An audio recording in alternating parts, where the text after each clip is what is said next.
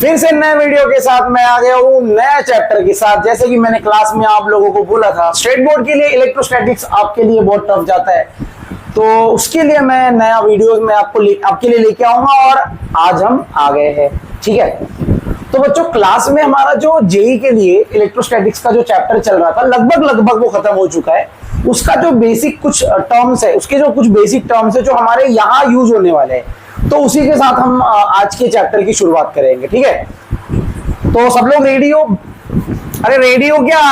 हाँ या ना? अगर रेडी हो तो एक लाइक कर देना, नहीं तो मत करना। ठीक है, तो हम बाद में रेडी हो जाएंगे। फिर स्टार्ट करें। स्टेट बोर्ड के लिए एंट्रेंस के लिए तो क्लास में चल ही रहा है, स्टेट बोर्ड का क्लास में मैं नहीं करा सकता था और इसीलिए मैं एंट्रेंस के लिए यहाँ पे नहीं लूंगा, बोर्ड का यहाँ लूंगा, एंट्रेंस का क्लास में लूंगा। ठीक है बच्चों, तो स्टार्ट करता हूँ। किसी को कोई भी डाउट होगा तो उसके लिए मैं चैट सेक्शन ओपन रखूंगा, वहां पे आप डाउट या तो पूछ सकते हो या आप मुझे क्लास में पूछ सकते हो। ठीक है, तो स्टार्ट करते हैं हम आज का चैप्टर। ठीक है बच्चों, चलो। तो चैप्टर का नाम जैसे कि सभी को पता है, इलेक्ट्रोस्टैटिक्स। बच्चों हम क्लास में इसके बारे में डिस्कस कर चुके हैं, लेकिन स्टिल यहाँ थोड़ा बेसिक यहाँ हमें पहले बताना पड़ेगा। ठीक है, हाँ चलो।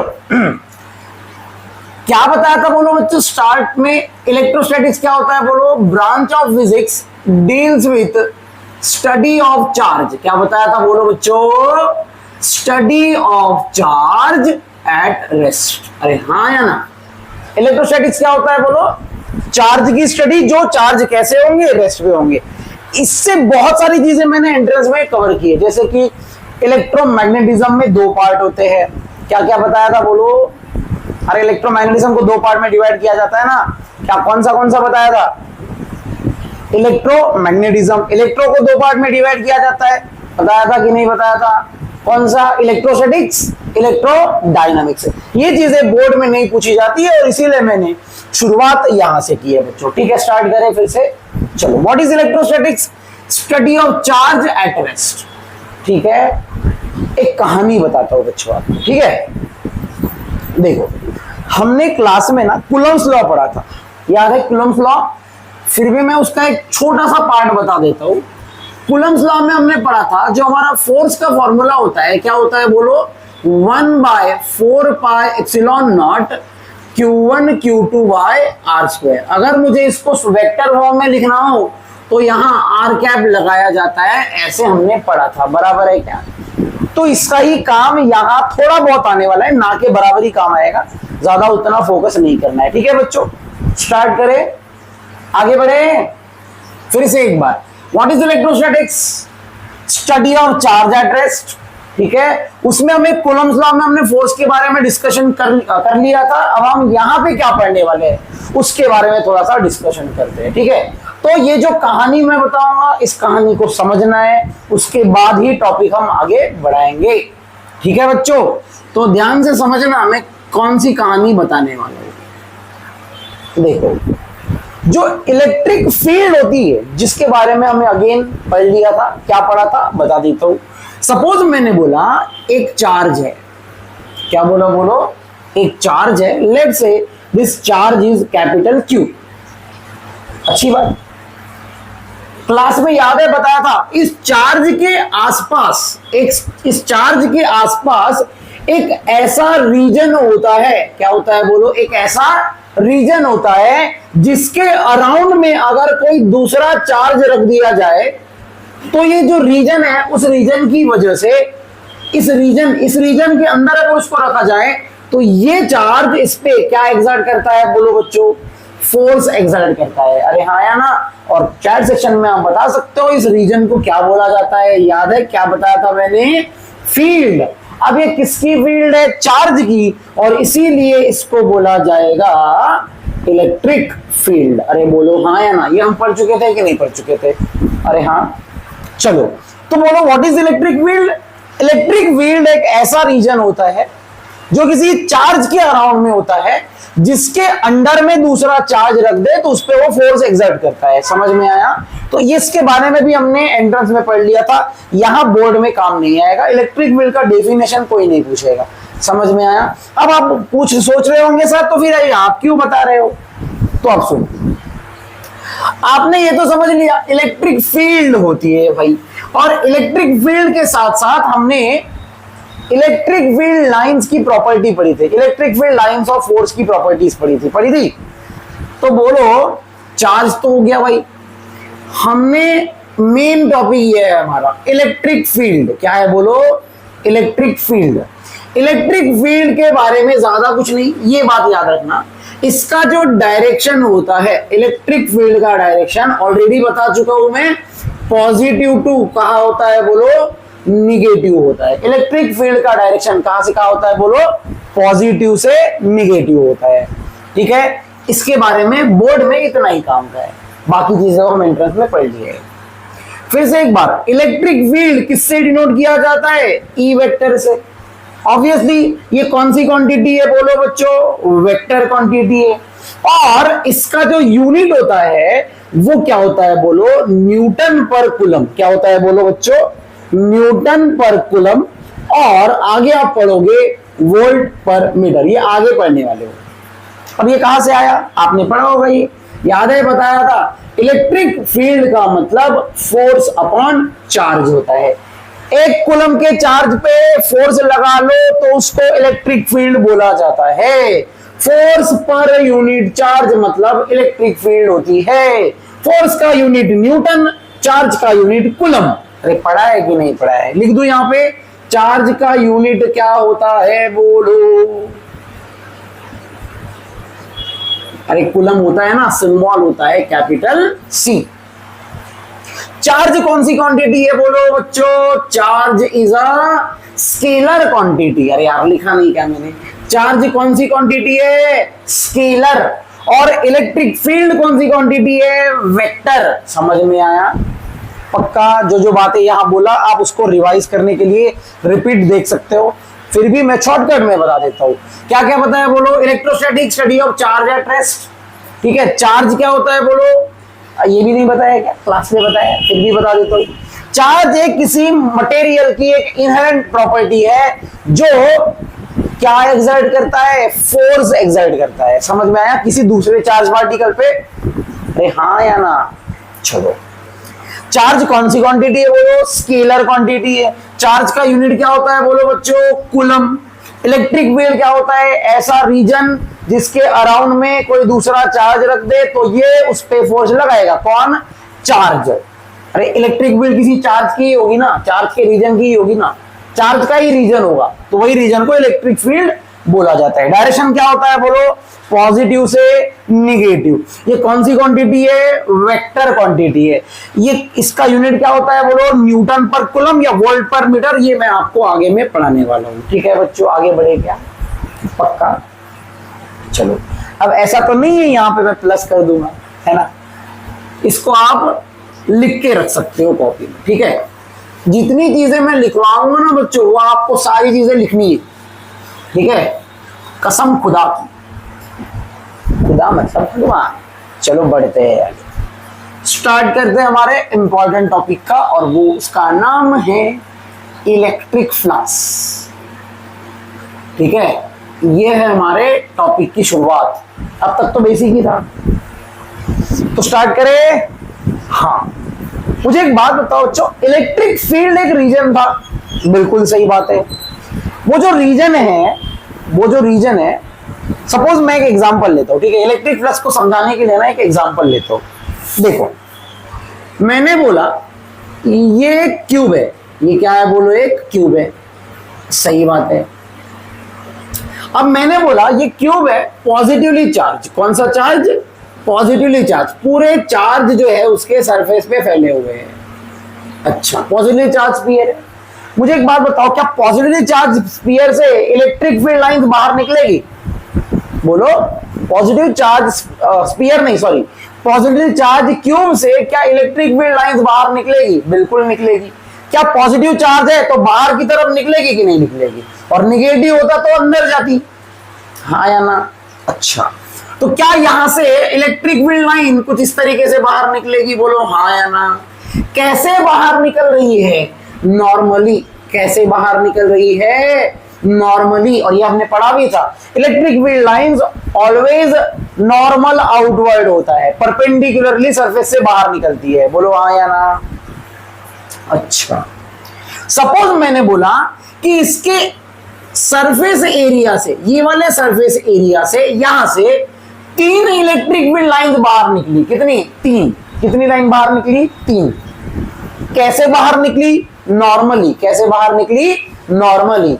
तो पता है बच्चों, जितनी number of electric field line किसी सरफेस एरिया से बाहर नॉर्मली निकलती है, उतनी number of electric field line को ही इलेक्ट्रिक फ्लक्स बोला जाता है। और ये जो है इलेक्ट्रिक फील्ड लाइन, ये क्या कैरी करती है? बोलो, एनर्जी कैरी करती है। क्या कैरी करती है? बोलो, एनर्जी कैरी करती है। समझ में आया क्या? और उस एनर्जी को बताने का एक नया तरीका जो था, उसको बोला गया है इलेक्ट्रिक फ्लक्स। फिर से एक बार बोलूंगा, ध्यान से समझना। सपोज मैंने बोला कि ये स्फीयर है, और मैंने बोला इतने वाले सरफेस एरिया से कुछ लाइंस बाहर निकल रही है। कितनी निकली? 4। तो मैं बोल दूंगा किसी यूनिट सरफेस एरिया से कितनी हमारी इलेक्ट्रिक फील्ड लाइन निकली? 4। तो इसका फ्लक्स हो जाएगा 4। कितना हो जाएगा? यूनिट थोड़ी देर में बताऊंगा। अरे इतना समझा? What is electric flux? What is electric flux? मैं बता रहा हूं फिर से। जितनी number of electric field lines हमारे किसी सरफेस एरिया से नॉर्मली बाहर निकलती है। कितनी? कैसे? नॉर्मली। ऐसे नहीं चलेगा। जैसे अगर मैंने बोला यहां से ये ऐसी बाहर निकल रही है, तो चलेगा ही नहीं भाई, फ्लक्स 0 हो जाएगा। अब क्यों 0 होगा थोड़ी देर में बताता हूं। ठीक है, तो पहले तो हम इलेक्ट्रिक फ्लक्स लिख लेते हैं। डेफिनेशन हो सकता है पूछे, लेकिन सिलेबस में अगेन ये भी नहीं है। ठीक है, व्हाट इज इलेक्ट्रिक फ्लक्स? बोलो बोलो बोलो। Total number of electric field lines, total number of electric field lines passing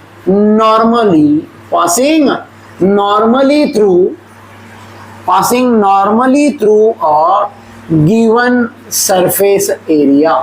हमारे गिवन सरफेस एरिया से कितनी लाइंस बाहर निकल रही है? जितनी लाइंस बाहर निकलेगी उतना ज्यादा फ्लक्स होगा। समझ में आया क्या? Is called electric flux. Is called electric flux. बात समझी क्या? अब मेरा सवाल है, क्या इलेक्ट्रिक फ्लक्स, इसको डिनोट कैसे करेंगे? It is denoted by phi, और इलेक्ट्रिक के लिए ई लिख देंगे। तो ये हो जाएगा हमारा फाई ई। और ध्यान से सुनना, मैं जो बात बताने वाला हूं। मुझे एक बात बताओ, अगर हमारा एरिया इतना सा है, कितना सा है? इतना सा है। मैंने बोला यहां से ना इलेक्ट्रिक फील्ड लाइन निकालो। कैसे? नॉर्मली। कैसे? नॉर्मली। अच्छा, तो मैंने निकाला। कितनी निकलती है? देखो, 1 2 3 4 5 6, अरे भाई ज्यादा से ज्यादा 10 निकल रही है, समझो। तो क्या इसमें अगर मैं बोलूं यहां से 10 ही इलेक्ट्रिक फील्ड लाइन निकल रही है, और यहां बोलो ज्यादा निकलेगी कि नहीं निकलेगी? हाँ। तो इसका मतलब है अगर जितना एरिया ज्यादा होगा उतनी ज्यादा इलेक्ट्रिक फील्ड लाइंस निकलेगी। बराबर बोल रहा हूं क्या? तो मेरा मतलब है फ्लक्स जो है 2 चीजों पे डिपेंड करेगा। अभी कौन सा? पहला तो एरिया, जितना ज्यादा एरिया उतना ज्यादा फ्लक्स। देखो इमेजिन करो, यहां से ज्यादा इलेक्ट्रिक फील्ड लाइन निकल सकती है, यहां से कम निकलेगी। तो जितना ज्यादा एरिया उतना ज्यादा फ्लक्स। हाँ, बराबर है। अब इलेक्ट्रिक फील्ड लाइंस जो है वो चार्ज को भी डिनोट करता था, याद है क्या? मैंने पढ़ाया था। सपोज मैंने बोला यहां पे कोई पार्टिकल रखा है, और मैंने बोला वहां से ना कितने ऐसे कुछ इलेक्ट्रिक फील्ड लाइंस बाहर निकल रही है। तो ये प्रॉपर्टी थी ना, जितनी number of electric field line निकलेगी वो डायरेक्टली प्रोपोर्शनल रहेगा मैग्नीट्यूड ऑफ चार्ज से। हाँ या ना? तो इलेक्ट्रिक फील्ड लाइंस जो है क्या मैग्नीट्यूड ऑफ चार्ज पे डिपेंड करता है, और हमें पता है इलेक्ट्रिक फील्ड भी चार्ज पे डिपेंड करता है, Q/4πε0r²। मतलब अगर इलेक्ट्रिक फील्ड लाइन ज्यादा तो चार्ज ज्यादा, और चार्ज ज्यादा तो क्या इलेक्ट्रिक फील्ड ज्यादा, और इलेक्ट्रिक फील्ड ज्यादा तो फ्लक्स भी ज्यादा। समझा? इसका मतलब है फ्लक्स जो है किस पे डिपेंड करेगा? बोलो, इलेक्ट्रिक फील्ड पे, इसके एरिया पे। समझ में आ रहा है क्या? जितना ज्यादा एरिया उतना ज्यादा इलेक्ट्रिक फील्ड लाइन। जितनी ज्यादा इलेक्ट्रिक फील्ड लाइन उतना ज्यादा चार्ज, जितना ज्यादा चार्ज उतना ज्यादा इलेक्ट्रिक फील्ड, तो इलेक्ट्रिक फील्ड ज्यादा तो फ्लक्स ज्यादा, इसीलिए डायरेक्टली प्रोपोर्शनल। समझ में आया? अच्छा, ये दो चीजों से डायरेक्टली प्रोपोर्शनल है, इलेक्ट्रिक फील्ड और एरिया। एरिया को हम ds लिखेंगे, क्या लिखेंगे? एरिया को ds लिखेंगे। अब बात आती है, मुझे एक बात बताओ, अगर यही इलेक्ट्रिक फील्ड लाइंस, देखो अगर यही इलेक्ट्रिक फील्ड लाइंस नॉर्मली बाहर ना निकलते हुए ऐसे बाहर निकलती तो फ्लक्स कितना होना चाहिए था? 0। बताता हूं क्यों। देखो, अगर मैं पूछूं ये जो एरिया है, ये एरिया का डायरेक्शन किधर होगा? पहली बात, एरिया कौन सी क्वांटिटी है? वेक्टर। एरिया कौन सी क्वांटिटी होती है? वेक्टर। एरिया का डायरेक्शन होता है नॉर्मल आउटवर्ड। इसका डायरेक्शन कैसा होता है? बोलो, नॉर्मल आउटवर्ड। जैसे अगर मुझे इस बोर्ड का एरिया बताना है तो कैसे बताएंगे? पहले तो बोलूंगा लेंथ इनटू ब्रेथ, और डायरेक्शन किधर बताऊंगा? इससे परपेंडिकुलर नॉर्मल बाहर की तरफ बनाऊंगा, ऐसे। समझ में आया क्या? वैसे यहां अगर पूछूं मैं तो बोलो भाई, बोलो एरिया का डायरेक्शन क्या ऐसे होना चाहिए? बाहर की तरफ, बराबर। और इलेक्ट्रिक फील्ड लाइंस भी तो ऐसे ही निकलती है, हाँ या ना? इलेक्ट्रिक फील्ड लाइंस भी बाहर और एरिया वेक्टर भी बाहर, दोनों वेक्टर है और दोनों का डायरेक्शन कैसा है? सेम। तो हमें मैक्सिमम फ्लक्स मिल रहा है ना, इसका मतलब है सेम डायरेक्शन में मैक्सिमम फ्लक्स मिल रहा है, तो cos 0 मैक्सिमम होता है, मतलब 100% दोनों के बीच में डॉट प्रोडक्ट आएगा। आएगा कि नहीं आएगा? फिर से एक बार, इलेक्ट्रिक फील्ड बाहर, हाँ, एरिया भी बाहर, हाँ, डायरेक्शन सेम हो गया, और फ्लक्स हमें कैसा मिलेगा? यहाँ मैक्सिमम। तो ऑब्वियसली दोनों के बीच में हमें कौन सा प्रोडक्ट लेना पड़ेगा? बोलो, डॉट प्रोडक्ट लेना पड़ेगा। और इसीलिए इलेक्ट्रिक फ्लक्स जो है वो 3 चीजों पे डिपेंड करता है। बोलो, कितने चीजों पे? बोलो बच्चों, 3 चीजों पे। कौन सा कौन सा? बताओ भाई, कौन सा? पहला तो इलेक्ट्रिक फील्ड, अभी बताया। दूसरा एरिया, अभी बताया। और तीसरा इन दोनों के बीच का angle, which is EDS cos theta. समझ में आया क्या? तो हमारा जो इलेक्ट्रिक फ्लक्स होता है वो 3 फैक्टर पे डिपेंड करेगा। बोलो बच्चों, कहानी समझ में आई क्या? पक्का? पहला बोलो, कौन सा? जितना ज्यादा एरिया उतनी ज्यादा इलेक्ट्रिक फील्ड लाइन, जितनी ज्यादा इलेक्ट्रिक फील्ड लाइन उतना ज्यादा चार्ज, उतना ज्यादा इलेक्ट्रिक फील्ड। समझ में आया? और उतना ज्यादा फ्लक्स। तो ये इलेक्ट्रिक फील्ड से डायरेक्टली प्रोपोर्शनल है, ये क्या बोला? बोलो, एरिया से डायरेक्टली प्रोपोर्शनल है, और cos थीटा से भी डायरेक्टली प्रोपोर्शनल है, मतलब एंगल पे भी डिपेंड करता है। समझ में आया क्या? बात क्लियर हो गई? तो बढ़ते हैं आगे। अब मैं इसका यूनिट बता देता हूं। देखो भाई, इलेक्ट्रिक फ्लक्स जो होता है ना, इसका यूनिट आप इससे भी लिख सकते हो। क्या लिखोगे? बोलो बोलो बोलो, जल्दी बोलो।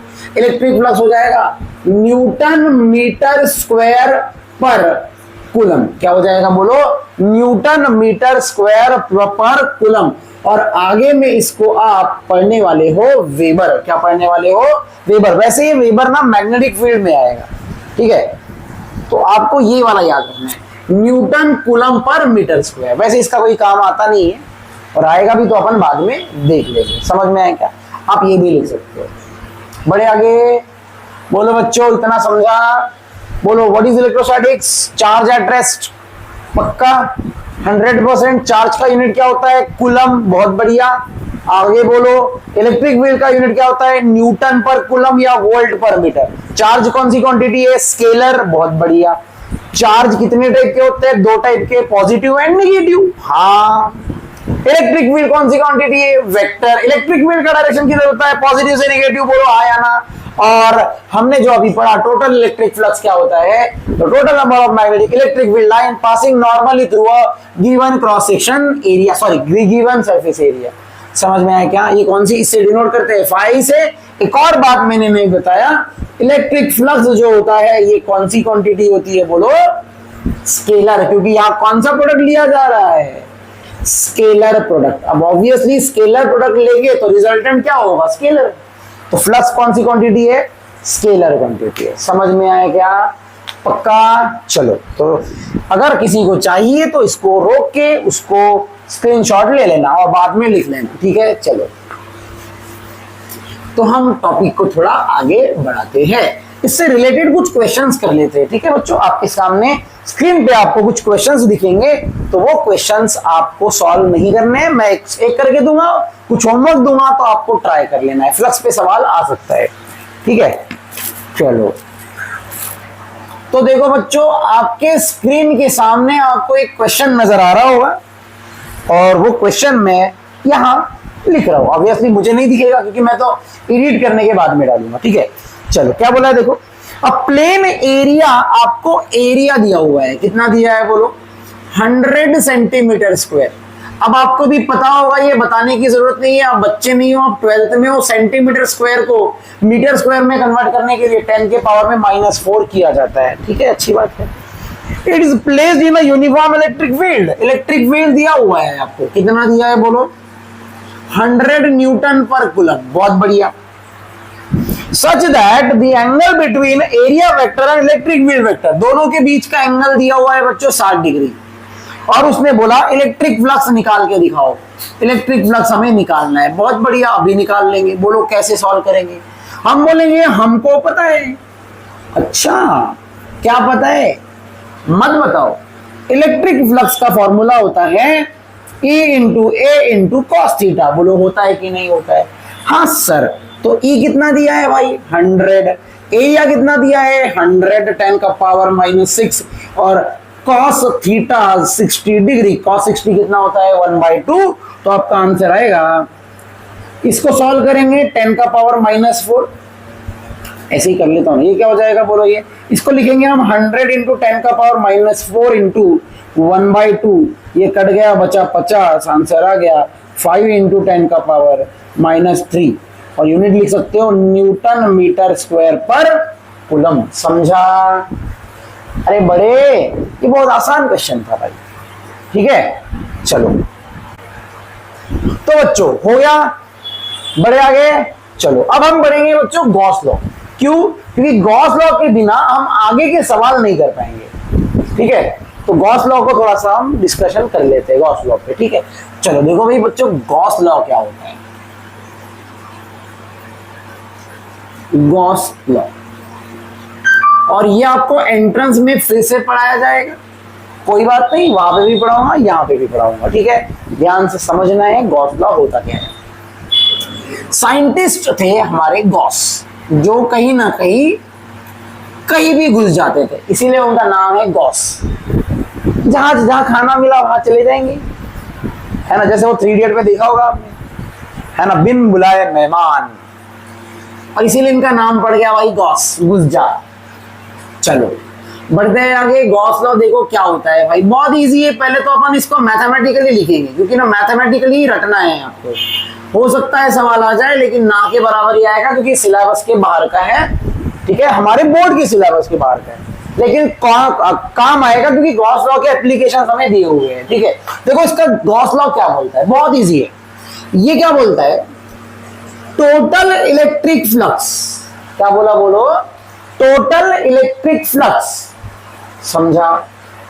अच्छा, कहां से टोटल? मैं इसको ना लिखने का तरीका बता रहा हूं। Total electric flux through any close surface, through any close surface, समझा, is always equal to what? 1 permittivity of free space. याद है ये पढ़ाया था मैंने, परमिटिविटी ऑफ वैक्यूम या permittivity of free space. 1 permittivity of free space times total charge enclose by that surface. समझा क्या? Total charge enclose by that surface. ये हो गया हमारा स्टेटमेंट। फिर से एक बार, अब अपने को स्टेटमेंट से ना ज्यादा बेहतर ना एग्जांपल लेके समझेगा, जो कि मैं थोड़ी देर में बताऊंगा। पहले स्टेटमेंट रखना पड़ेगा। क्या है बोलो जल्दी से? इसको हम रीड करते हैं, मैथमेटिकली लिख लेते हैं, ठीक है। इट स्टेट्स दैट, अरे बोलो भाई ये क्या स्टेट करता है? इट स्टेट्स दैट, इसको क्या बोलेंगे बोलो? Total electric flux. क्या बोलेंगे बोलो? Total electric flux over any close surface.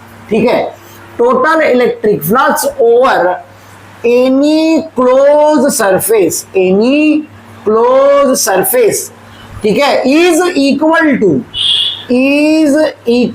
To, इसको लिखेंगे one by permittivity of free space, one by permittivity of free space, इसको लिखेंगे टाइम्स, और इसको लिखेंगे total charge what enclose by that surface. मुझे एक बात बताओ बच्चों, जो मैंने लिखा क्या वही मैथमेटिकली लिखा हुआ है? कैसे बोलो? Total electric flux through any close surface is equal to one by permittivity of free space time total charge enclose by that surface. बात समझ में आ गई क्या? लेकिन एग्जाम में आपको ऐसे नहीं लिखना है, एग्जाम में आपको ऐसे लिखना है बच्चों। देखो क्या लिखना है, मैथमेटिकली लिखेंगे टोटल इलेक्ट्रिक फ्लक्स जो होता है वो होता है one by permittivity of free space time total charge enclose by that surface. अब यहाँ पे आप कैपिटल क्यू स्मॉल क्यू दोनों लिख सकते हो। बात समझ में आ गई क्या? बड़े आगे मुझे एक बात बताओ, क्या हमने इसको अभी अभी थोड़ी देर पहले ऐसे लिखा था E.ds? बोलो हाँ कि ना? तो क्या इसको ऐसे भी लिखा जा सकता है? बोलो हाँ या ना? इलेक्ट्रिक फ्लक्स क्या होता है? Vector E.ds। इसको क्लोज सरफेस पे दिया है ना, क्लोज सरफेस पे, ये देख लो। तो यहां इंटीग्रल को ना ऐसे लिख देना, तो ये कहलाएगा, ये क्या है? Electric flux. तो मैंने बोला total electric flux over close surface is equal to one by permittivity of free space time total charge enclose by that surface. समझ में आया? ये इसको क्लोज इंटीग्रल बोला जाता है, आपने पढ़ा होगा मैथ्स में, क्लोज इंटीग्रल बोला जाता है इसको।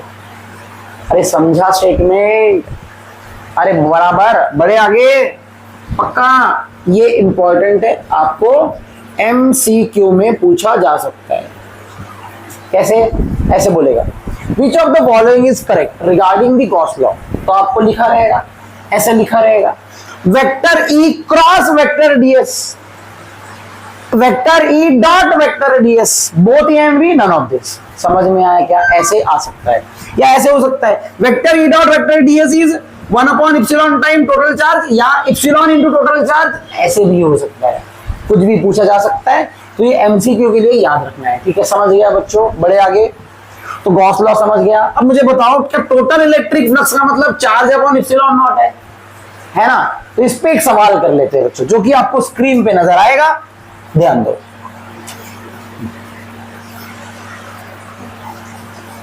तेरे मस्त मस्त दोने मेरे दिल का ले गए चैन, मेरे दिल का ले गए चैन, तेरे मस्त मस्त दोनों। हाँ हो गया, चलो बढ़ आगे। हाँ क्या बात है भाई। भाई साहब देखो भाई, आप लोगों को क्वेश्चन दिख रहा होगा ग्रुप में, सॉरी कहाँ पे? स्क्रीन में दिखेगा भाई, स्क्रीन में दिखेगा। हाँ चलो देखो क्या बोला है, a point charge of 10 microcoulomb, मतलब आपको चार्ज दिया हुआ है 10 माइक्रोकूलम। अच्छा हाँ, उसको कहां रख दिया है? It is situated at centre, sphere के सेंटर में रख दिया गया है। अच्छा ठीक है भाई, स्फीयर का रेडियस दिया हुआ है, कितना दिया है? 10 सेंटीमीटर। ये कंफ्यूजिंग के लिए दिया है, हमें कोई काम नहीं है उसका। अच्छा तो क्या पूछा है? Electric flux. क्या पूछा है भाई?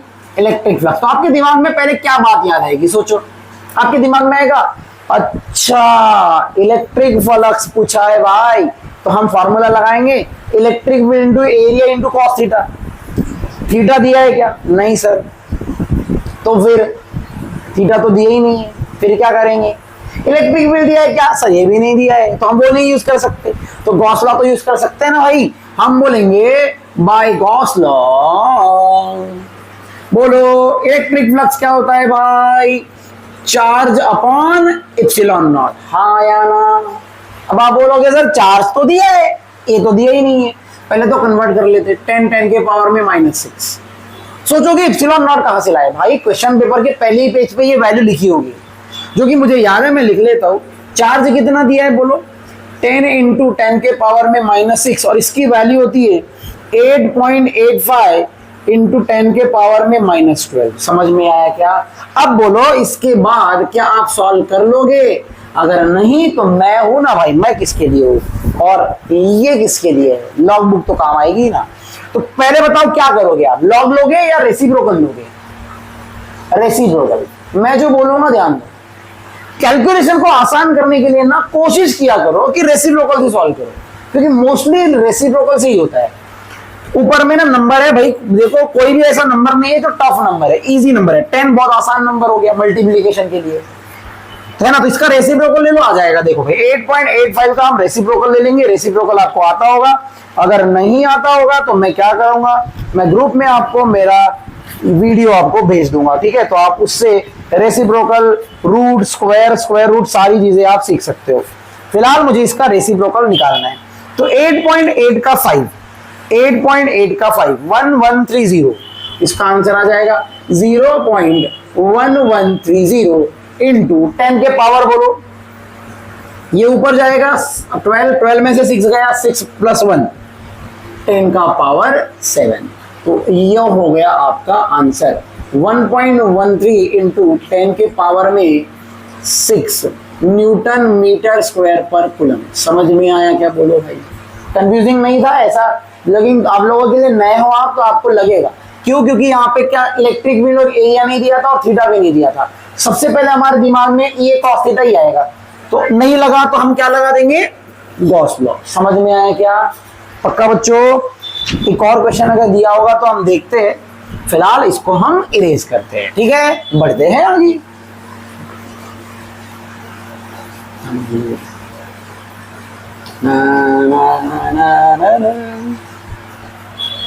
क्या हुआ तेरा वादा वो कसम।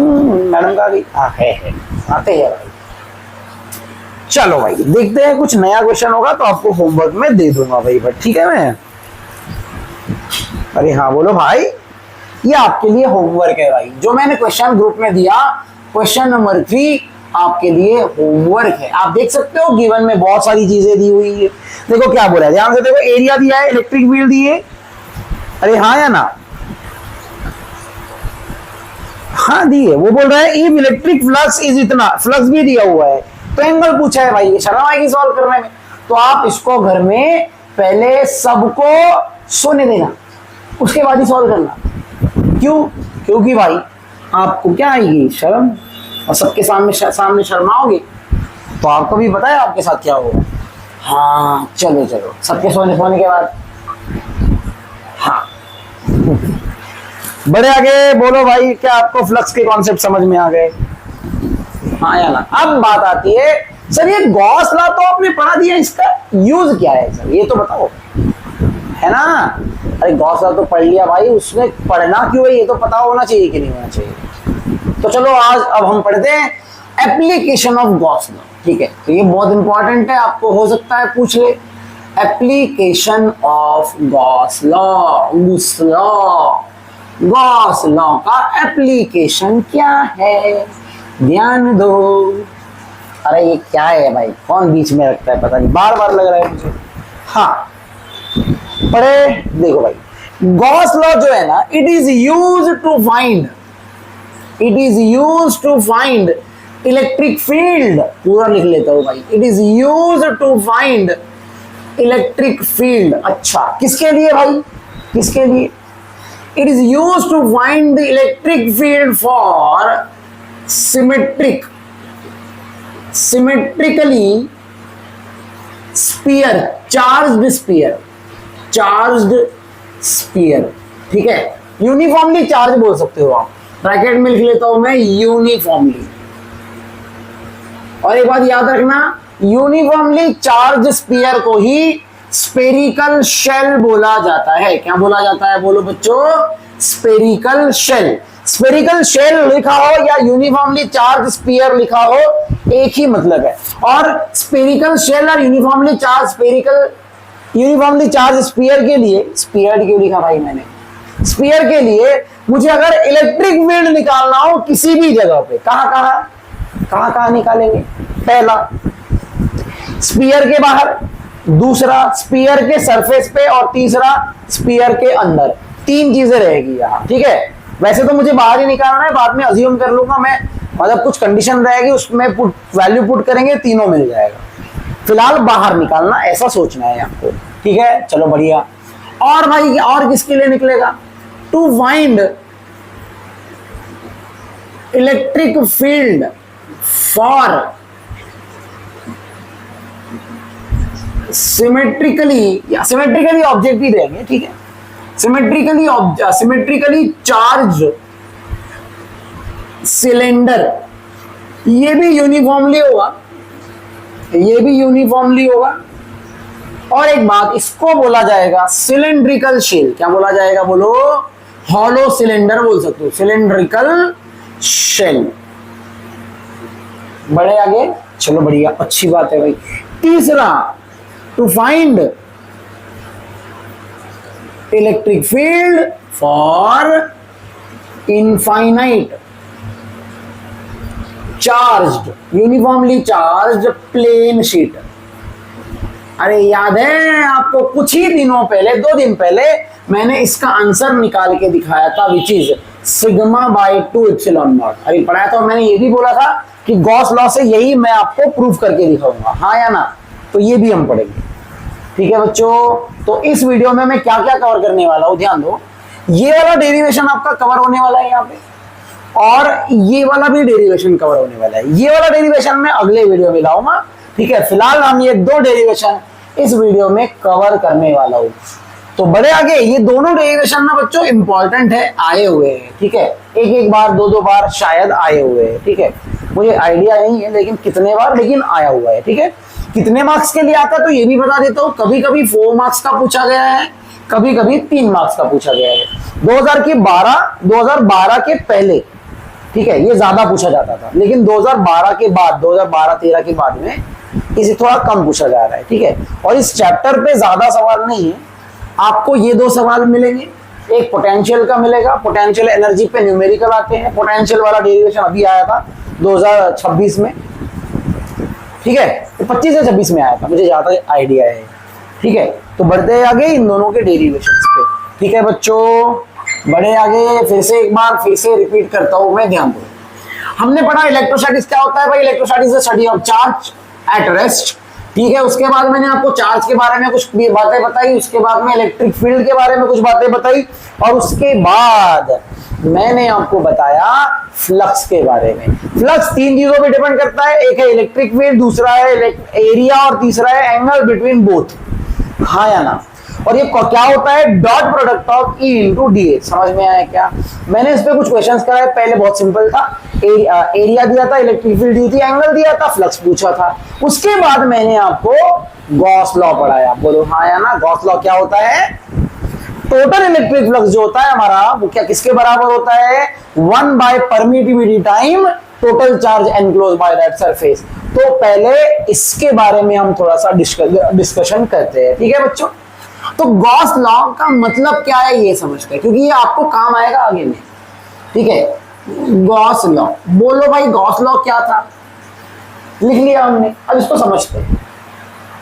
समझो बच्चों, मैंने क्या किया, मैंने बोला एक सिस्टम है, ये पूरा एक सिस्टम है, ठीक है। तो मैंने बोला इस सिस्टम में ना बहुत सारे चार्जेस रखे हुए हैं। कौन से चार्जेस है? ये देखो भाई, ये रहा 1 कूलम, ये रहा 2 कूलम, ये रहा -1 कूलम, ये रहा +4 कूलम, ये रहा -2 कूलम, और ये रहा +1 कूलम। मैंने बोला ये सिस्टम में ना बहुत सारे अलग अलग चार्जेस है, मतलब अलग अलग डिस्ट्रीब्यूटेड चार्जेस दिए हुए हैं। और हमने क्या करना है? इलेक्ट्रिक फील्ड निकालनी है। तो हमें ना एक इलेक्ट्रिक फील्ड निकालने के लिए एक इमेजिनरी सरफेस लेना पड़ता है। क्या लेना पड़ता है? एक इमेजिनरी सरफेस अज्यूम करना पड़ता है, जो इमेजिनरी होता है, ठीक है। उस सरफेस को ना गॉसियन सरफेस बोला जाता है। क्या बोला जाता है बोलो? Gaussian surface. अच्छा, क्यों गॉसियन सरफेस? अरे भाई साहब, ये गॉस लॉ है ना, तो गॉसियन अपने नाम पे ही रखेगा वो, इसीलिए गॉसियन सरफेस। एक और आएगा लॉ, जो आएगा मैग्नेटिक इफेक्ट में, जो आएगा एम्पीरियन, एम्पियर्स लॉ। क्या आएगा? तो वहां पे भी ऐसा ही हम इमेजिनरी लूप लेंगे, जिसको नाम दिया जाएगा एम्पेरियन लूप। क्या नाम दिया जाएगा? एम्पेरियन, क्योंकि वो एम्पियर का लॉ है, इसीलिए, ठीक है। फिलहाल ये गॉस लॉ है, तो गॉसियन सरफेस। अब बोलो भाई, गॉसियन सरफेस एक इमेजिनरी सरफेस है, तो आप पे डिपेंड करेगा आपको लेना कैसे है। तो सपोज मैंने ऐसे ले लिया, this is a Gaussian surface, ठीक है, ये मैंने ले लिया गॉसियन सरफेस। अच्छा, समझ गया। अब आप बोलो, गॉस लॉ में हमने यही पढ़ा था क्या? क्या पढ़ा था बोलो? कि जो टोटल इलेक्ट्रिक फ्लक्स होता है किसी क्लोज सरफेस के लिए, किसी क्लोज सरफेस के लिए, वो किस पे डिपेंड करता है? Total charge divide by permittivity of free space. और यही तो सवाल है ना हमारा। According to Gauss law, electric flux is equal to total charge upon permittivity होता है। और ये टोटल चार्ज मैंने ऐसे लिखा था, देखो याद है, एनक्लोज बाय दैट सरफेस। अरे लिखा था कि नहीं लिखा था? उस सरफेस के अंदर में जो चार्ज होंगे, इसका क्या मतलब है पता है? इसका मतलब है उस सरफेस के अंदर जो चार्ज होंगे उनका टोटल करना है। समझ में आया क्या? उन सरफेस के अंदर जो चार्ज होंगे, एनक्लोज बाय दैट सरफेस, वही टोटल चार्ज हमें लेने हैं, बाहर वाले कंसीडर नहीं करने हैं। समझ में आया क्या बच्चों? पक्का? तो मुझे एक बात बताओ, इसका फ्लक्स क्या आएगा बोलो? फ्लक्स निकाल सकते हो क्या?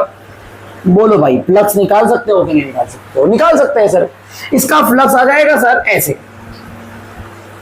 कैसे? 1 + 2 3, 3 + 4 7, -1 6। तो ये रहा हमारा आंसर। मैं यहां लिख के दे देता हूं, 1 + 2 + 4 -1, तो अपना आंसर आएगा 6/ε0। ये रहा आपका आंसर। समझ में आया क्या? फिर से एक बार, जब भी गॉस लॉ लगाया जाएगा, गॉसियन सरफेस इमेजिनरी लिया जाएगा, गॉसियन सरफेस के अंदर जितने चार्ज होंगे वही चार्ज हमें लेने हैं और वही चार्ज यहां पुट करने हैं। समझ में आया? मैं एक क्वेश्चन इसका ले लेता हूं बच्चों, ठीक है? अरे समझा? आपकी स्क्रीन के सामने एक और क्वेश्चन आपको दिखेगा, जिसमें आपको क्या बताना है पता है? टोटल फ्लक्स निकाल के दिखाना है। क्या निकाल के दिखाना है? Total flux. ठीक है बच्चों, तो आप ध्यान से देखो, तो ये रहा आपका स्फीयर। मैंने बोला, क्या बोला भाई? देखो, मैंने बोला यहां एक चार्ज रखा है 4Q। कितना रखा है बोलो? 4Q। अच्छा, यहां भी एक चार्ज रखा है, यहां कितना रखा है? +1Q। कितना?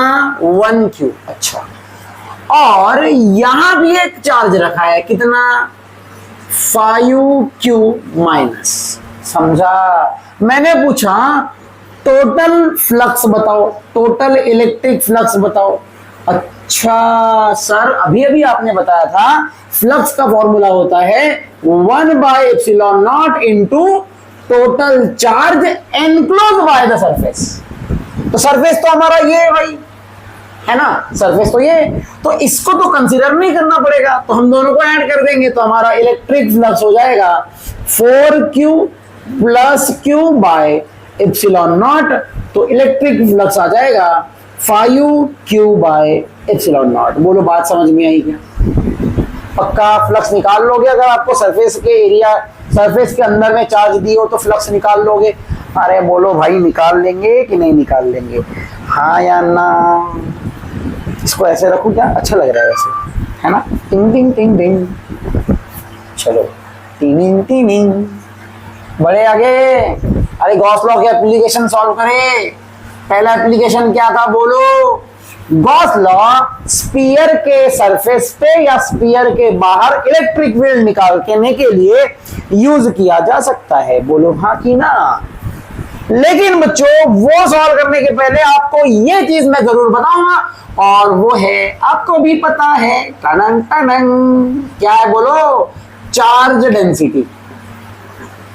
अरे क्या है भाई, ये तो पता ही होना चाहिए, ठीक है, क्योंकि ये काम आएगा आगे आपको, ठीक है। चलो तो बोलो भाई, चार्ज डेंसिटी कितनी टाइप की होती है? चार्ज डेंसिटी होती है 3 टाइप की। सबको पता है, ये मुझे पता है, क्योंकि आप लोग मुझसे भी ज्यादा समझदार हो, है ना। चलो, चार्ज डेंसिटी बच्चों 3 टाइप की होती है। पहली कौन सी होती है बोलो? Linear charge density.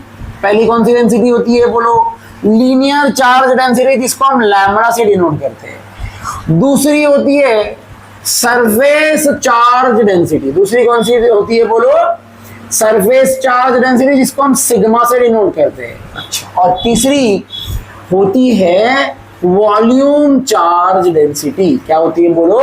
Volume charge density. समझ में आया क्या? और हमें भी पता है, दूसरा मार्कर ले लेते हैं ना। हाँ, इसको किससे डिनोट करते हैं बोलो? रो से। अच्छा सर, ये होता क्या है? बहुत सिंपल है भाई, हमें डेंसिटी किसकी निकालनी है? चार्ज की। तो बहुत सिंपल है, हमें करना क्या है? ऊपर लिखना है चार्ज। ऊपर क्या लिखना है बोलो? चार्ज। अच्छा, आगे क्या करना है सर? अभी बताता हूं भाई। इनको ना किसी से डिवाइड करना है। किससे डिवाइड करना है बोलो? अरे बोलो सर, जल्दी बोल दो सर, जल्दी बोल दो सर, पनवेल निकलना है। अरे बाद में निकलना भाई, बोलो। चार्ज को किससे डिवाइड करेंगे? नाम में छुपा है। यहां देखो भाई, क्या लिखा हुआ है? लाइन। क्या लिखा हुआ है? लाइन का एरिया निकाल सकते हो क्या? वॉल्यूम निकाल सकते हो क्या? क्या निकाल सकते हो? लेंथ। तो लाइन का आप लेंथ निकाल सकते हो, तो आप किसको किससे डिनोट करोगे? लेंथ से डिनोट करोगे, सॉरी डिवाइड करोगे। क्या करोगे? अब बोलो भाई, इसमें छुपा है सरफेस। कभी सरफेस लाइन सुनी है या सरफेस एरिया सुना है? एरिया सुना है। तो आप इसको किससे डिवाइड करोगे बोलो? एरिया से। और नाम में ही छुपा है वॉल्यूम, तो किससे डिवाइड करोगे?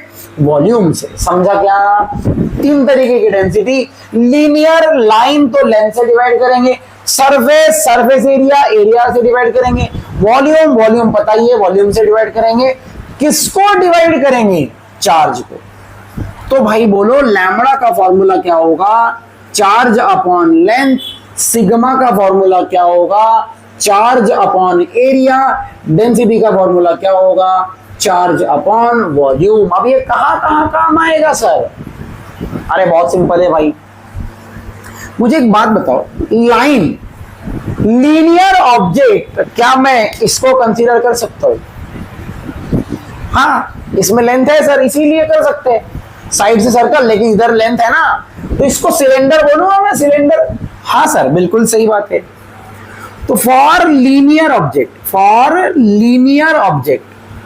जहां आपको लीनियर ऑब्जेक्ट दिखे ना, तो आपको लैम्बडा यूज करना है। क्या यूज करना है? लैम्बडा यूज करना है। Example, cylinder. अरे किसके लिए यूज करोगे बोलो लैम्बडा? सिलेंडर के लिए। बोलो समझ में आया? पक्का? बढ़ो आगे, बहुत बढ़िया। फॉर, ये किसके लिए यूज होगा पता है? ये यूज होगा 2 चीजों के लिए। सिग्मा 2 चीजों के लिए यूज होता है, ध्यान से समझना, ठीक है।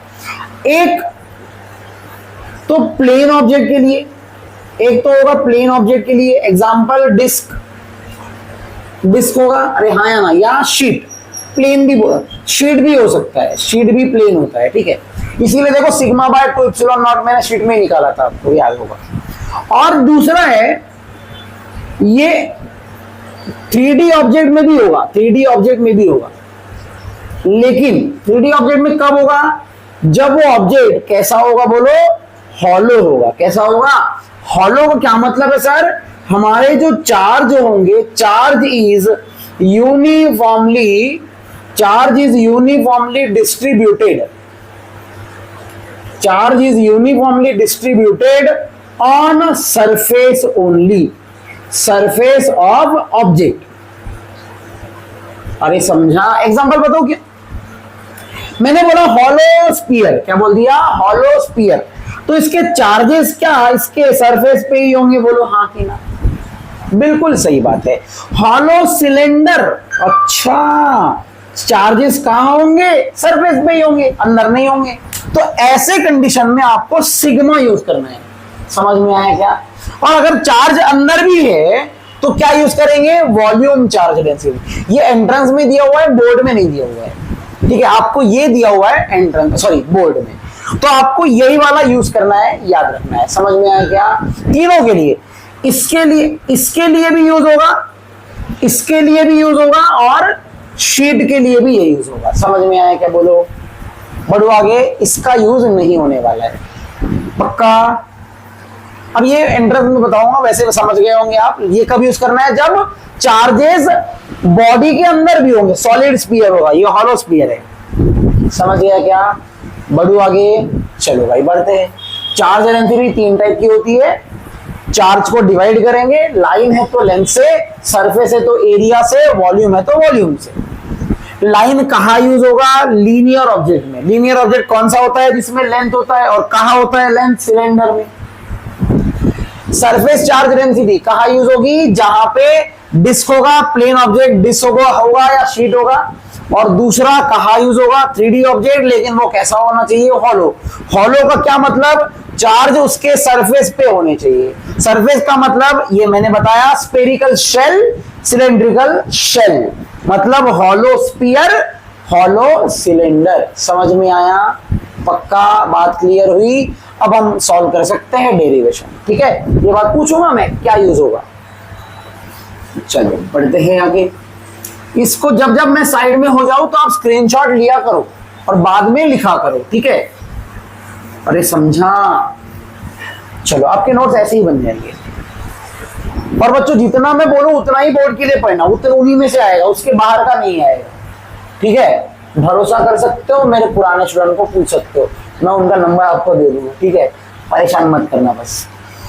चलो भाई, कोई बोल रहा होगा सर लड़की का नंबर देना है ना? हाँ, लड़की का?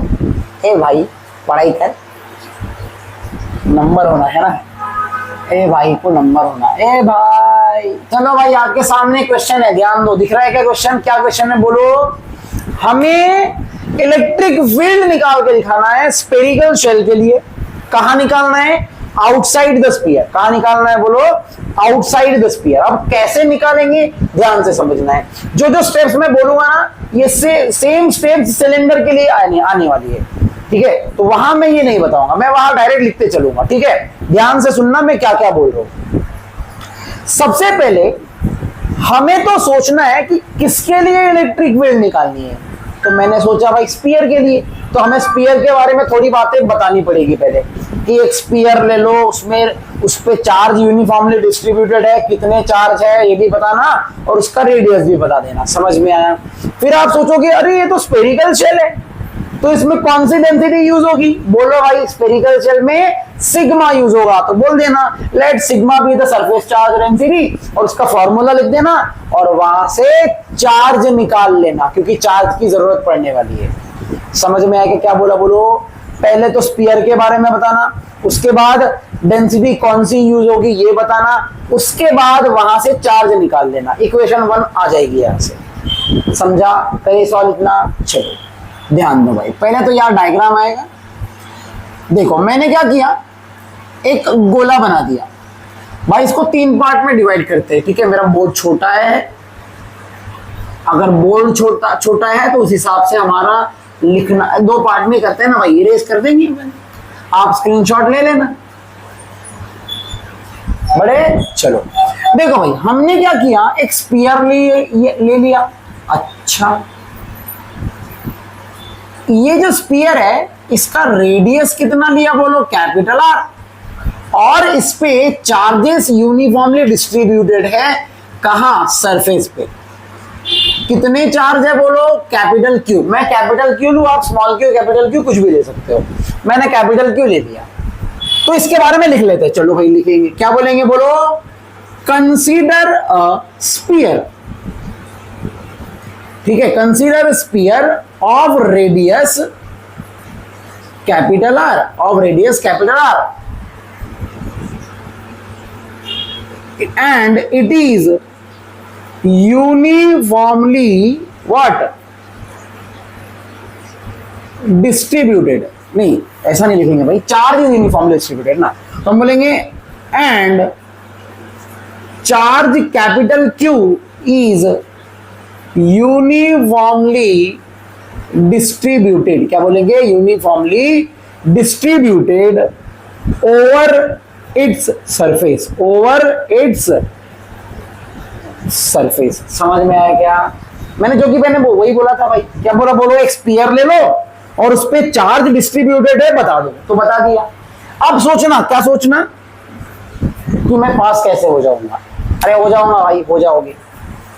बोलो कौन सी डेंसिटी यूज होगी, अरे भाई यूनिफॉर्मली डिस्ट्रीब्यूटेड ओवर सरफेस है तो ये स्फेरिकल शेल की बात हो रही है, क्वेश्चन में देख लो स्फेरिकल शेल लिखा हुआ है, तो ऑब्वियसली भाई कौन सी, लीनियर नहीं, लैम्बडा नहीं, सिग्मा।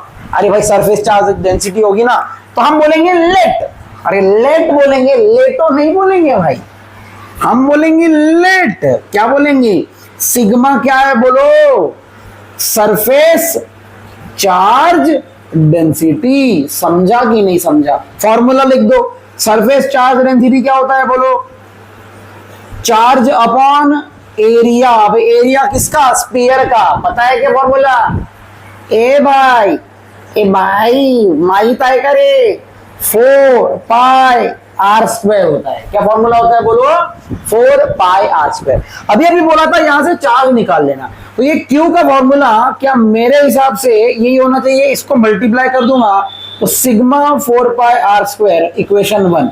इतना समझा कि नहीं समझा, बोलो भाई पक्का। अब यही सवाल अगर सिलेंडर का होता तो यहां क्या लिखा होता, सिलेंडर, यहां लिखा होता आर और लेंथ भी लिखा होता, क्योंकि उसमें लीनियर होता भाई, लेंथ भी लिखा होता, और सेम स्टेटमेंट यहां लैम्बडा आ जाता। बात समझ में आ गई क्या, पक्का। और उसका एरिया होता 2 पाई आर एल। समझ में आया क्या, पक्का। बढ़ते हैं आगे, चलो भाई आगे बढ़ते हैं। अब मैं जो बात बोलूंगा ध्यान से समझिए, इतना समझा। अब मुझे क्या करना है, इलेक्ट्रिक फील्ड निकालना है। क्वेश्चन में देखो क्या बोला है, बाहर निकालना है। कहां निकालना है, तो कोई ना कोई पॉइंट हमें अज्यूम करना पड़ेगा। हाँ चलो कर लेते। तो मैं बोलता हूं भाई मुझे यहां निकालना है। कहां निकालना है, यहां, ये पी पॉइंट पे मुझे इलेक्ट्रिक फील्ड निकालनी है। अच्छा, वो सेंटर से कितने दूरी पे है, आर दूरी पे। कितने दूरी पे है, आर दूरी पे। तो फिर से एक बार इसको इंग्लिश में लिखेंगे। मुझे यहां क्या निकालना है, इलेक्ट्रिक फील्ड जो कि सेंटर से कितने दूरी पे है, स्मॉल आर की दूरी पे है। समझा। अच्छा तो क्या करेंगे सर, अरे बहुत सिंपल है, याद है गॉस लॉ लगाते तो गॉसियन सरफेस लिया जाएगा, मैंने बताया था, इमेजिनरी सरफेस लिया जाएगा, बताया था ना। तो यहाँ पे हमें यहां से पास होने वाला एक इमेजिनरी स्फीयर लेना है, क्योंकि ये स्फीयर है तो स्फीयर लेना है, और उसको बोला जाएगा गॉसियन स्फीयर। क्या बोला जाएगा, गॉसियन स्फीयर। समझा। चलो तो यहां से हम एक इमेजिनरी गॉसियन स्फीयर ड्रॉ करेंगे। चलो भाई कर लेते। तुमसे मिलके दिल का है जो हाल क्या कहे, हो गया है कैसा ये कमाल क्या कहे। दुम तड़ दुम तड़ दुम तड़ दुम। बढ़े आगे। हाँ अरे बोलो भाई, यहां से हमने ये क्या ड्रॉ किया, गॉसियन सरफेस। क्या ड्रॉ किया, और वो सरफेस का नाम है sphere.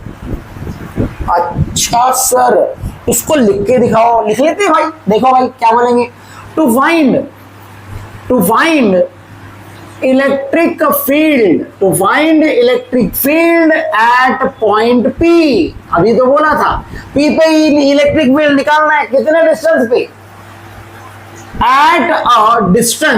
at a distance small r from centre of sphere. अरे बोलो समझा। सेंटर ऑफ स्पीयर से मुझे क्या निकालना है, इलेक्ट्रिक फील्ड निकालना है, तो क्या करना पड़ेगा, अज्यूम करना पड़ेगा क्या, गॉसियन स्पीयर। समझा। हम बोलेंगे कंसीडर या अज्यूम, कंसीडर एन इमेजिनरी, या डायरेक्ट, उसको अपन डायरेक्ट बोल देंगे Gaussian surface. Yes please, consider an Gaussian sphere of radius, अरे गॉसियन स्फीयर का रेडियस कितना है बोलो, स्मॉल आर। अरे समझा, consider Gaussian sphere of radius small R. समझा कि नहीं समझा? समझ गया भाई। तो उसमें भी यही लिखना है सेम, उसमें गॉसियन स्फीयर की जगह सिलेंडर आएगा। ठीक है, बड़े आगे। अच्छा सर, बहुत बढ़िया। अब मुझे क्या करना है, गॉस लॉ लगाना है, और गॉस लॉ पूरे स्फीयर के लिए ना लगाना है तो हम भाई गॉस लॉ पूरे स्फीयर के लिए एकदम से तो नहीं लगा सकते, पहले अपने को छोटा सा एरिया लेना पड़ेगा। तो हम बोल देंगे यहां पे एक छोटा सा मैं एरिया ले लेता हूं, ये एरिया का नाम है ds। तो यहां लिख लो, consider a small element of area, sorry, consider a small element at P of small area ds। वहां पे छोटा सा एरिया मैंने कंसीडर कर लिया है। समझ में आया क्या? चलो अच्छी बात है। अब मुझे एक बात बताओ भाई, इस छोटे से एरिया के लिए क्या इलेक्ट्रिक फ्लक्स लिखा जा सकता है अकॉर्डिंग टू कौन सा, गॉस लॉ? अरे लिख सकते हैं भाई, लिख लो ना तो भाई, चलो लिख लेते हैं। बोलो, according to Gauss law, according to Gauss law क्या टोटल इलेक्ट्रिक फ्लक्स का फॉर्मूला था मेरे हिसाब से, line integral of E dot ds is equal to total charge enclose by the surface divided by permittivity of free space. समझ में आया क्या? अरे यही था कि नहीं था? पक्का? बढ़ो आगे। पूरे सरफेस में टोटल चार्ज कितने हैं? क्यों, कैसे पता, वो पता चला आपको? अरे भाई ये गॉसियन सरफेस के अंदर में ही तो स्फीयर है ना, है ना? तो गॉसियन स्फीयर, गॉसियन सरफेस के अंदर अगर स्फीयर है तो स्फीयर में चार्ज कितना है? क्यों? तो क्या यही चार्ज यहाँ पे भी आएगा? बोलो आएगा कि नहीं आएगा? पक्का। अब आप बोलोगे सर आपने तो थोड़ा सा ही एरिया लिया था। अरे भाई यहाँ इंटीग्रेशन लगा दिया तो पूरा एरिया कवर हो जाएगा ना। इंटीग्रेशन लगाया कि नहीं लगाया? मैंने लगाया ना, तो इसीलिए यहाँ पूरा एरिया कवर हो चुका है। तो ये हो गया आपका इक्वेशन नंबर 1। समझ में आया क्या? बोलो भाई। पक्का? बढ़ो आगे। बच्चों ये वाला डेरिवेशन कंप्लीट कर लेते हैं और बाकी जो है सेकंड वाला मैं नए वाले वीडियो में ऐड करूंगा। ठीक है, चलो। इसको थोड़ा सा ही बचा हुआ है, देख लो, ध्यान दो भाई। मुझे बताओ क्या मैं इक्वेशन 1 कर चुका हूं? अब मैं जो बोलूंगा ध्यान से समझना। मुझे एक बात बताओ, क्या ये जो फ्लक्स है यहां पे जो मुझे इलेक्ट्रिक फील्ड निकालना है, तो ये चार्ज की वजह से इलेक्ट्रिक फील्ड नॉर्मली होती है, मैंने पहले भी बताया है, हाँ या ना? तो क्या इस पॉइंट पे इलेक्ट्रिक फील्ड बाहर की तरफ होगी ऐसे? बोलो हाँ। अरे इस पॉइंट पे इलेक्ट्रिक फील्ड बाहर की तरफ होगी या नहीं होगी? होगी। और अगर मैं ये एरिया यहां ले लेता तो क्या यहां भी बाहर की तरफ होती? हाँ। और कितनी होती सर? उतनी ही होती। और यहां ले लेता तो भी बाहर की तरफ होती। कितनी होती? उतनी ही होती, क्योंकि सब पॉइंट का डिस्टेंस क्या आर आर आर है? बोलो हाँ कि ना? और इसीलिए हम लिखेंगे by symmetry. By symmetry, symmetry की वजह से इलेक्ट्रिक फील्ड जो मैंने पी पे निकाला है वो पूरे सरफेस पे क्या होगा? सेम होगा और बाहर की तरफ होगा। लिखेंगे by symmetry electric field intensity, electric field intensity on any point on Gaussian surface, on Gaussian surface is same. अरे गॉसियन सरफेस पे क्या इलेक्ट्रिक फील्ड सेम होगी? हाँ सर। कहां होगी? बाहर की तरफ होगी। And radially outward, and radially outward. बात समझ में आई क्या? पक्का? मतलब इसका डायरेक्शन मुझे पता चल गया। अब बात करते हैं एरिया की। क्या एरिया भी नॉर्मली आउटवर्ड होता है? तो इसमें भी एरिया का भी डायरेक्शन क्या बाहर की तरफ आ जाएगा? बोलो हाँ कि ना? अरे हाँ या ना? पक्का? यहां लिख दो क्या डायरेक्शन उसका? Small area ds having direction outward, having direction outward. अच्छा सर, इन दोनों का डायरेक्शन बाहर है तो इन दोनों के बीच का एंगल भी क्या 0 डिग्री हो जाएगा। तो हम लिखेंगे angle between E vector and DS vector is 0 degree. बोलो समझा।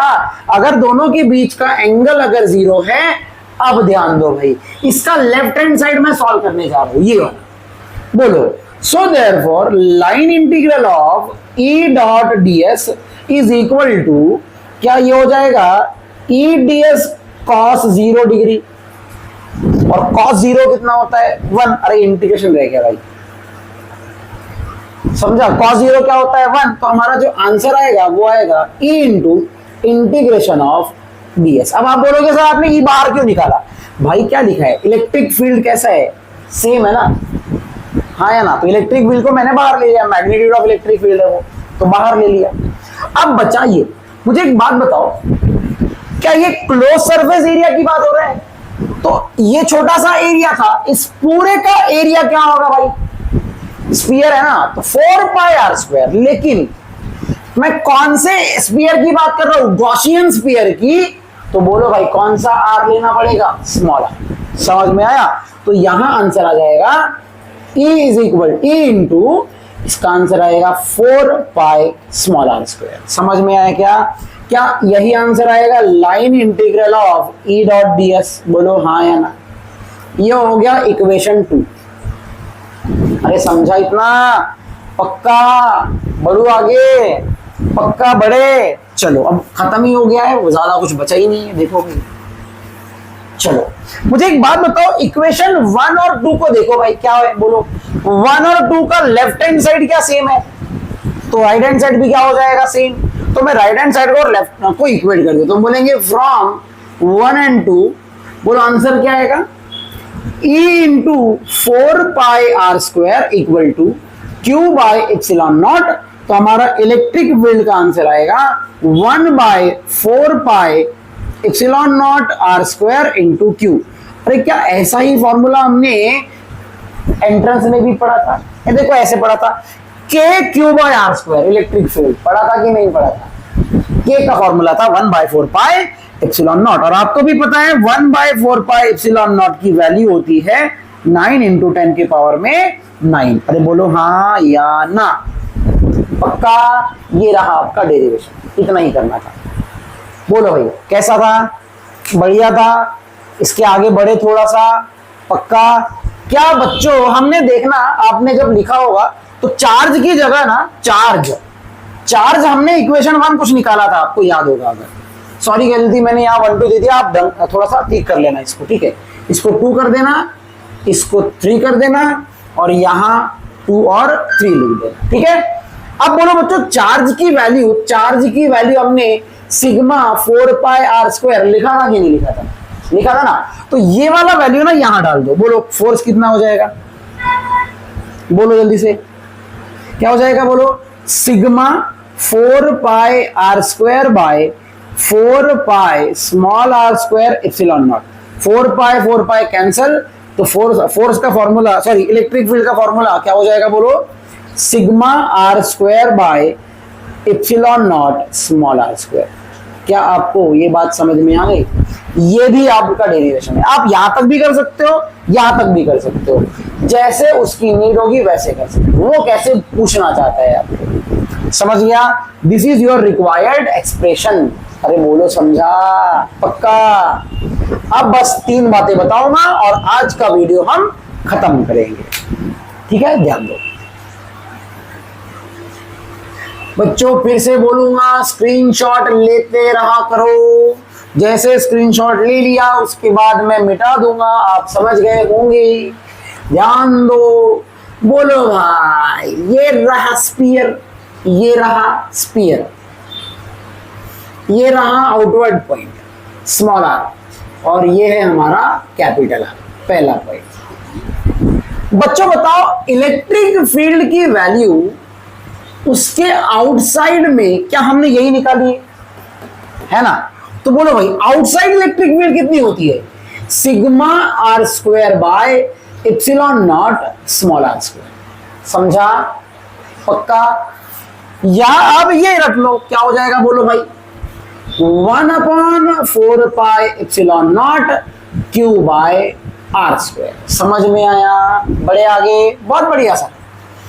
अच्छा, ऑन सरफेस क्या होगा? ऑन सरफेस, अब लॉजिकली देखो, अगर मैं surface on the surface of sphere की बात करूं तो क्या ये वाला पॉइंट यहां आ जाएगा और सरफेस पे क्या स्मॉल आर कैपिटल आर के बराबर हो जाएगा, है ना? तो आपको स्मॉल आर की जगह कैपिटल आर डाल देना है। अगर आप स्मॉल आर की जगह कैपिटल आर डाल दो तो यहां पे आ जाएगा sigma R square by epsilon naught R square, ये कटेगा और आपका आंसर क्या हो जाएगा बोलो? Sigma by epsilon naught. और आपको मैंने क्लास में भी बताया था कि किसी भी ऑब्जेक्ट के लिए यही आंसर आता है, सिग्मा बाय एप्सिलॉन नॉट। और अगर इसके टर्म में लिखना है तो आर की जगह कैपिटल आर डाल दो तो आंसर आ जाएगा Q अपॉन 4πε0 आर स्क्वायर। समझा बच्चों? और तीसरी चीज कहां निकालना है? अंदर। अब मैं आपको ये सवाल पूछूंगा, आंसर आपको देना है, मैं लिखूंगा यहां। मुझे बताओ, अगर ये स्फीयर है हमारा, चार्ज यहां है सरफेस पे, गॉस लॉ याद रखो, गॉस लॉ याद करो। अगर मुझे इलेक्ट्रिक फील्ड अंदर निकालना हो तो मेरा स्फीयर कहां, गॉसियन स्फीयर कहां बना होता? अंदर, ऐसे, है ना? अब बोलो, स्फीयर के अंदर कितने चार्ज है? 0।